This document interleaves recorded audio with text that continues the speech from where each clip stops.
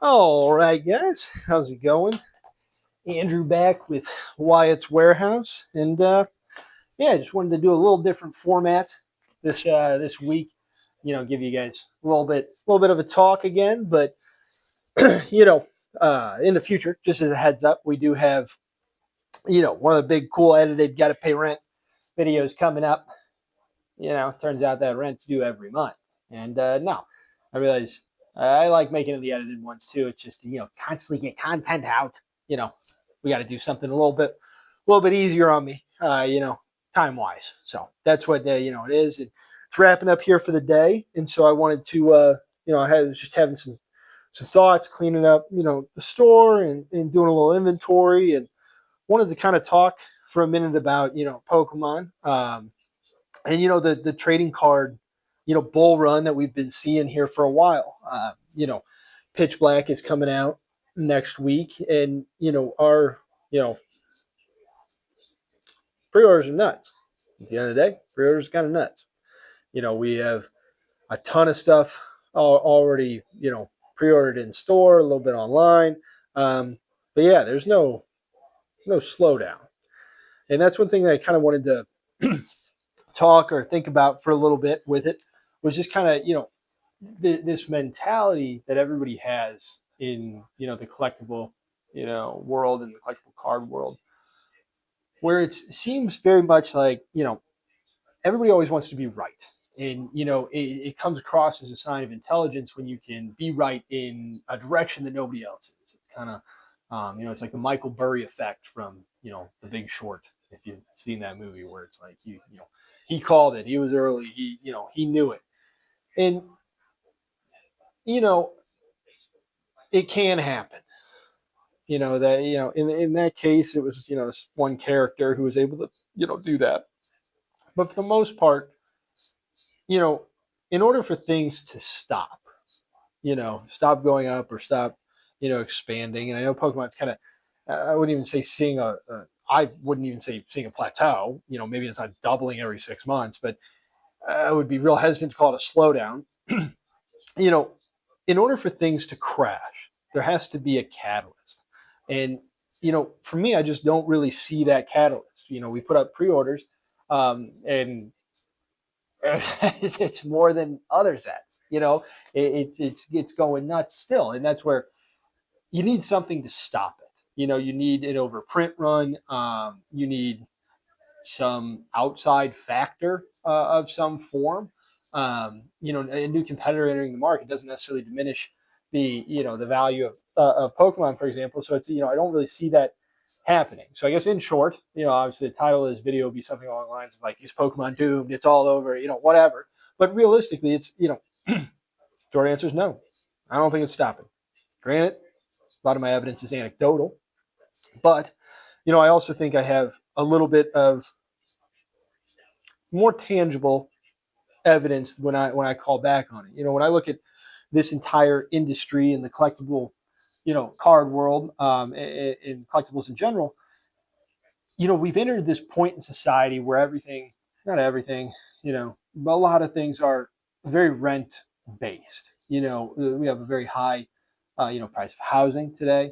We have a heavy lease market when it comes to cars. Obviously, all of our shows, everything is rented. You no longer really have the physical ownership of DVDs. That's not really a thing.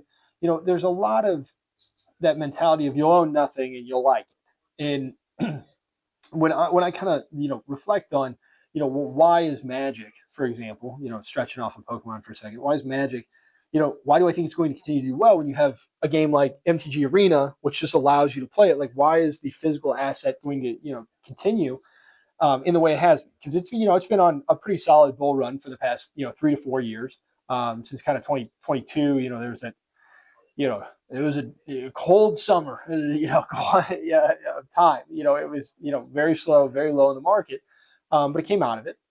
And why? And when there's all these alternatives for the game pieces, why is it? And one of the things that I kind of looked at, and really when I see it, is like the NFT market. This idea of digital ownership was really, I think, pretty well explored when it came to collectibles. NFTs still may have considerable value for only digital assets if it can be done in a certain way, or title companies for mortgages. I've seen some conversations about how you can digitize some traditionally um, paper based, I don't want to say assets because you say it a bunch, but paper based, recordings, and maybe turn them, in some way. So there could still be a practical use case there, but NFTs really stretched and kind of tested the market of only digital collectible ownership. I mean, that's what we saw, from the paintings, the artwork, to Bored Apes, and people trying to make this something, and market thoroughly rejected it. There was no true acceptance in any short term maybe, but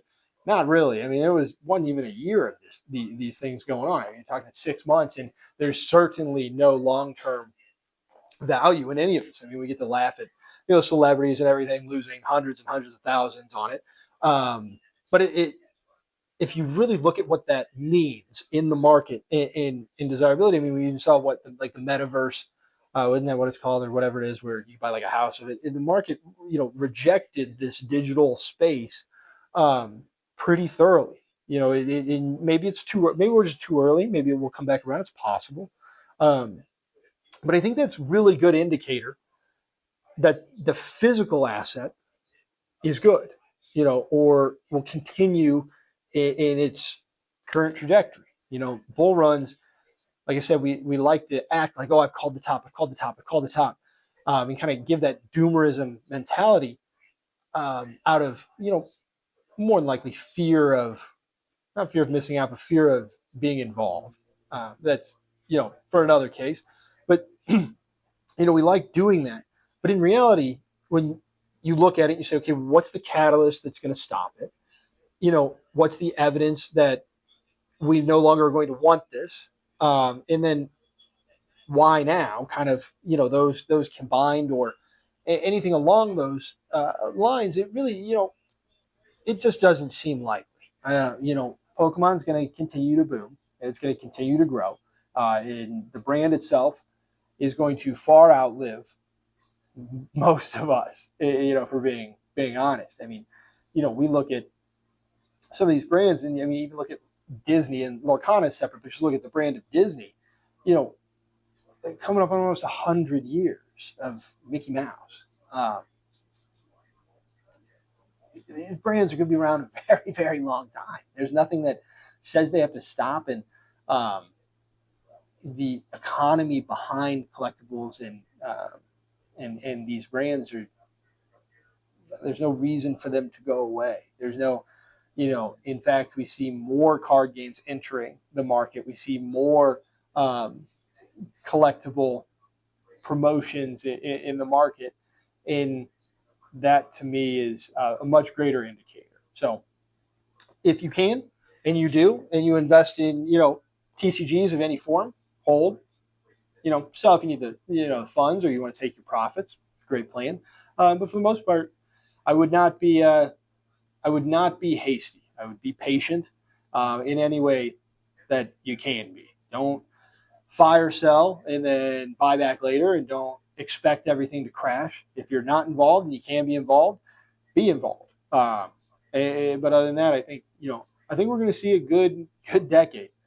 Of positive trajectory in all of these TCGs. I mean, it was announced there's a new Naruto one coming out next year. I think if Bandai can take a look at what the success was of One Piece, which I wholly expect them to do, and replicate that into arguably a bigger brand, obviously a full art, secret, rare, whatever of Naruto is going to do really, really, really well. So that's getting on tangents, too many tangents. So, anyways, shorter video. That's all I wanted to kind of, pontificate on was, the relations of what could stop the TCG market, or what is there, but why I think that's absolutely not the case. Why I think the market has, you know, already kind of tested the idea of a digital asset and ownership, and it didn't work. It rejected it, and why I think everybody saying that Pokemon is going down is wrong.